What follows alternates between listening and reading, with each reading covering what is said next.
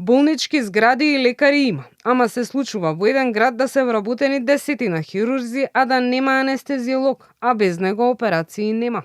Ова е една од причините зашто е потребна поинаква организација на македонското здравство, за кое одредени перцепции дека е лошо се оправдани, но некои не се, смета првиот човек на фондот Сашо Кликовски.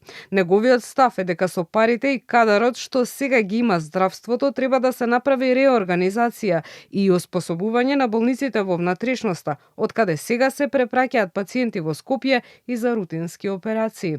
Кликовски смета дека ако се успее клиниките како оние во Тетово, Битола и Штип да се направат регионални центри кои ќе бидат целосно функционални, можно е да не треба нов клинички центар во Скопје. Во оптимален здравствен систем одредено ниво на сложеност ќе мора да се работи во општите болници и затоа посебно радува дека од 9 од 12 имаме напредок во 25-та во однос на 24-та. Во следно ниво ќе се работи во клиничките болници во Тетово, Битола и Штип. Згради има доволно.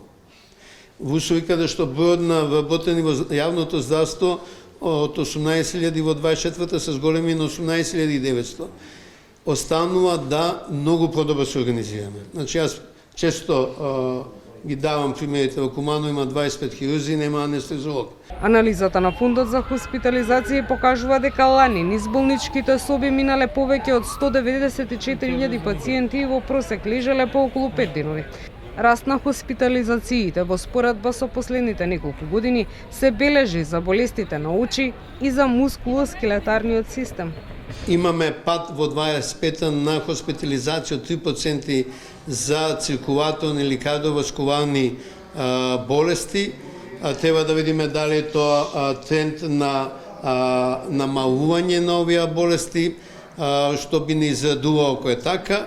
И имаме пад на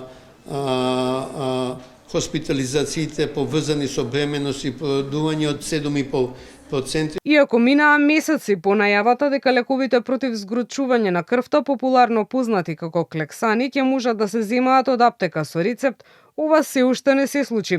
Од фондот велат дека имало проблеми од административна природа за еден од лековите кој веќе е надминат и најавија дека наскоро по поевтина цена клексанот ќе може да се земе со рецепт од аптека. До тогаш, граѓаните ќе мора да бараат рефундации на шалтерите на фондот.